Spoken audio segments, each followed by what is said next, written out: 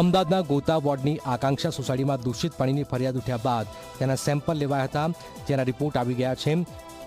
એએમસીની central લેબના રિપોર્ટમાં 4 અને 5 જૂને લેવામાં આવેલા તમામ સેમ્પલ ફિટ સાબિત થયા છે.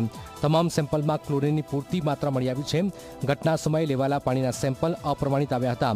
હાલ કોઈ સમસ્યા ન હોવાનો દાવો છે. ત્યારબાદ 4મી તારીખના રોજ ટોટલ 17 સેમ્પલ લેવામાં આવેલા હતા. 5મી તારીખના રોજ 5 સેમ્પલ લેવામાં આવેલા હતા.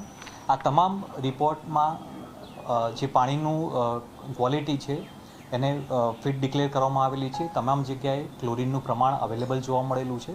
ક્લોરીનનું પ્રમાણ પણ 1 થી 2ની વચ્ચે ક્લોરીનનું પ્રમાણ આવેલું છે. સાથે સાથે મેડિકલ ચેકઅપના દરમિયાન પણ કોઈપણ વ્યક્તિને અન્ય કોઈ નવો કેસ રિપોર્ટ નથી થયેલો. આમ હાલમાં કોર્પોરેશન દ્વારા તમામ કામગીરી પૂર્ણ કરવામાં આવેલી છે.